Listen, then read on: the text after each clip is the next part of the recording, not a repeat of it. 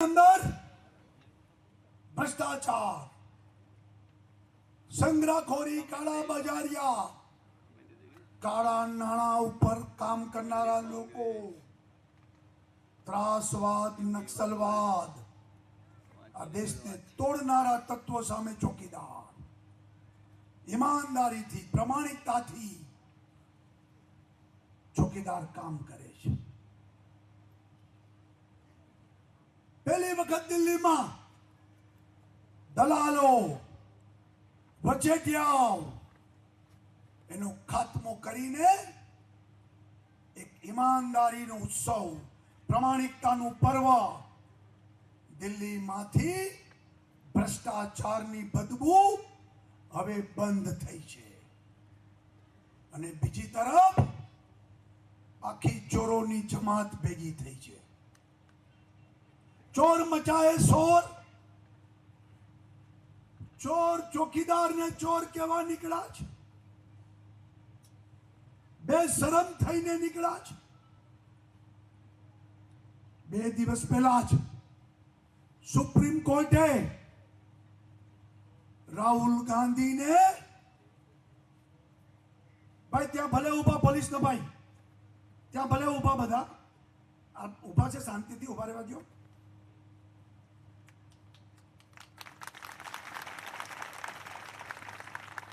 બે દિવસ પહેલા સુપ્રીમ કોર્ટે રાહુલ ગાંધી સામે નોટિસ કાઢી।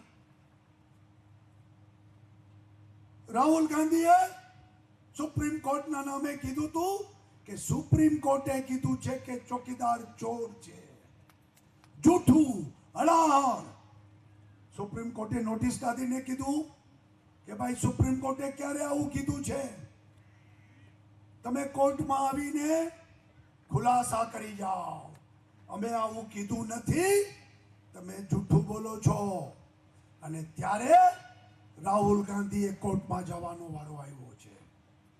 ભાઈઓ બહેનો, આ જમાતમાં લાલુ યાદવ છે, ગાયોના ઘાસમાંથી પૈસા ખાઈ ગયા, જેલમાંથી જમાનત ઉપર આવ્યા છે, જામીન ઉપર, પાછા જેલમાં જવાના છે। આ ચોરોની જમાતમાં મમતા બેનર્જી છે, બાંગ્લાદેશના મુસ્લિમ ઘુસપેઠીઓને ઘુસાડીને બંગાળને કંગાળ કરી દીધું છે। ઘરના છોકરાઓ ઘંટી ચાટે, બંગાળના વિકાસના પૈસા આ ઘુસપેઠીઓ પાછળ વપરાય છે। આ જમાતમાં માયાવતી છે, ઉત્તર પ્રદેશના મુખ્યમંત્રી હતા, હાથી ઉપર પૈસાના કોથળા ઘરે લઈ જઈને ઉત્તર પ્રદેશને સાવ બરબાદ કરી દીધું છે। મુલાયમ સિંહ બાપા છે, હવે માન ચાલે છે, માયાવતી ને મુલાયમ સિંહ ભેગા થયા છે, રાહુલ બાબા ઠેકડા મારે છે। આખી કોંગ્રેસનું કુળ ભ્રષ્ટાચારમાં ઓતપ્રોત થઈને ભ્રષ્ટાચાર કૌભાંડો। 10 વર્ષ મનમોહન સિંહની સરકાર હતી, આ કારીગરો હવામાંથી પૈસા ખાઈ ગયા। તમારા મારા મોબાઈલના તરંગો વેચવામાં 2G, 3G, 4G રાહુલજી પૈસા ખાઈ ગયા। પાતાળમાંથી કોલસાની દલાલીમાં પૈસા ખાઈ ગયા। જમીન ઉપર તો ફાવટ હતી જ, પણ રમત ગમતોના મેદાનમાં, કોમનવેલ્થ ગેમ્સમાં કલમાડી અને બાકીના બધા લોકો ત્યાંથી પૈસા ખાઈ ગયા। આ વખતની ચૂંટણી એક તરફ છે પ્રખર રાષ્ટ્રવાદ, દેશ હિતના ભોગે કશું નહીં, દેશ સર્વોપરી, જીવીશું તો ભારત માટે, મરીશું તો ભારત માટે। हम दिन चार रहे ना रहे, भारत में तेरा वैभव अमर रहे। आ देश माटे जीवनारा लोको राष्ट्रवाद छे, देशभक्ति छे, अने बीजी तरफ परिवारवाद, वंशवाद। अमारो गांधी परिवार ज आ देश में सर्वोपरि, देशनु जे थवुं होय थाय, परिवारनु हित पहेला। नेहरू, पछी इंदिरा गांधी, पछी राजीव गांधी, पछी सोनिया गांधी, पछी राहुल गांधी, हवे प्रियंका गांधी आव्या छे। गांधी परिवार सिवाय कशुं नहीं। कांग्रेसना प्रमुख तो गांधी परिवार। एक गरीब चावाळो आ देशनो वडाप्रधान 5 वर्षथी थई जाय, ए हजी मंजूर नथी, पचतुं नथी के आ गरीब माणस वडाप्रधान केवी रीते थई गयो। वडाप्रधान तो अमरा गांधी परिवार मांथी ज थई शके। आ प्रकारनो परिवारवाद बीजी तरफ छे। आ वखतनी चूंटणी एक तरफ छे राजकीय स्थिरता। आपणे कही दीधुं छे कि अब की बार फिर से मोदी सरकार, मोदी वडाप्रधान, मजबूत नेतृत्व मोदी आपसे। अमने सर्वसामान्य मान्य नेतृत्व मोदीनु छे। बीजी तरफ मारे आ मंच उपरथी कांग्रेस अने एना साथीओने पूछवुं छे के तमारा वडाप्रधान कोण, नाम जाहिर करो।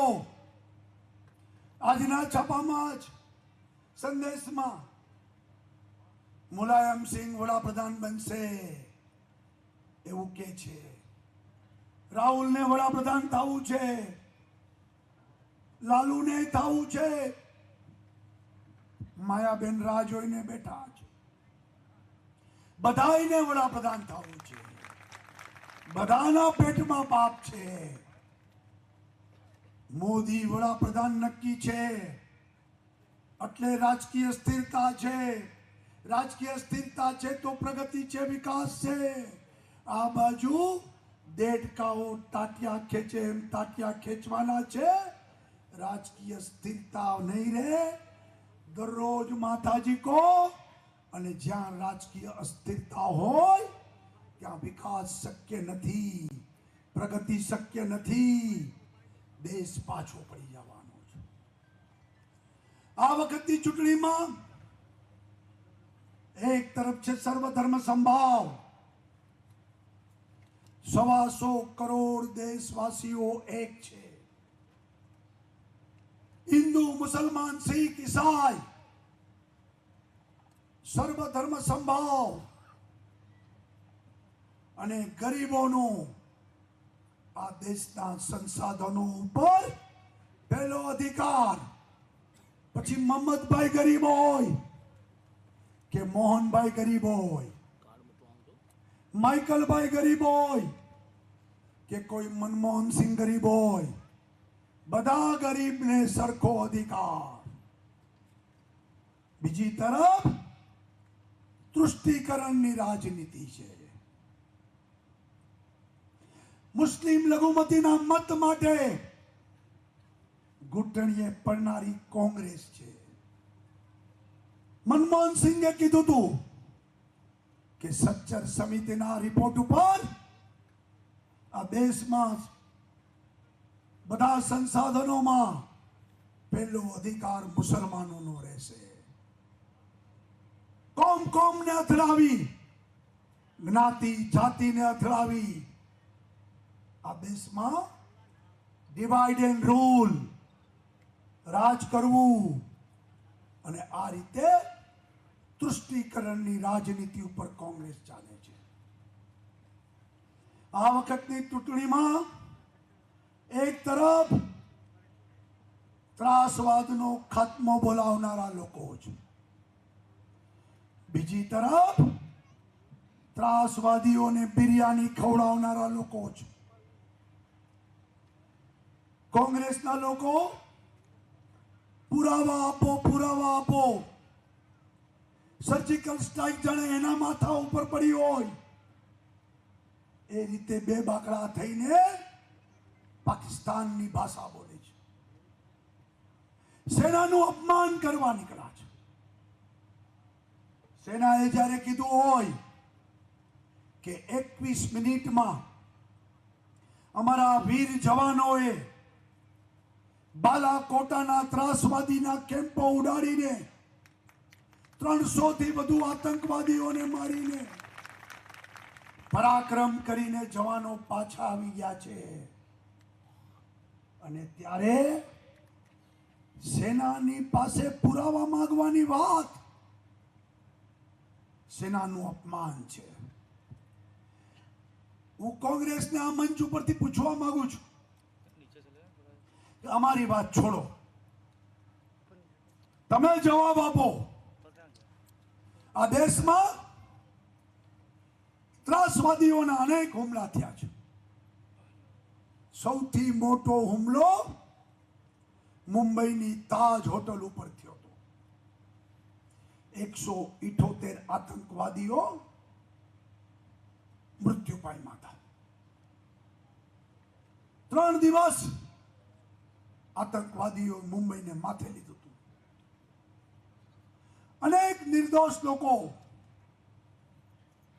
લોહીની નદીઓ વહેતી. ત્યારે તમે શું પગલા લીધા હતા?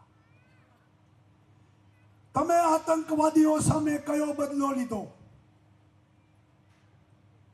તમે પાકિસ્તાનનો કઈ ભાષામાં જવાબ આપ્યો? એનો જવાબ આપો. તમે કશું કર્યું નહોતું, તમારામાં હિંમતે નહોતી, મર્દાનગી એ નહોતી. આ તો 56ની છાતી વાળો મર્દ માણસ કરી શકે. આપણે ત્યાં કહેવત છે ને કે મર્દની મયતમાં જવાય, ના મર્દના નમાલા લોકોની જાનમાં જવાય નહીં. આ તો મોદીએ બદલો લીધો. પુલવામાના શહીદો એના મૃતદેહ દિલ્હીમાં આવ્યા. મૃતદેહને પુષ્પાંજલિ કરતા વડાપ્રધાને કીધું હતું કે દેશની જનતાના હૃદયમાં જે આક્રોશ છે એ જ આક્રોશ મારા હૃદયમાં છે. એક એકને વીણી વીણીને, ગોતી ગોતીને, ઘરમાં ઘૂસી ઘૂસીને આનો બદલો લેવામાં આવશે. અને સર્જિકલ સ્ટ્રાઇક થી વડાપ્રધાને બદલો લીધો.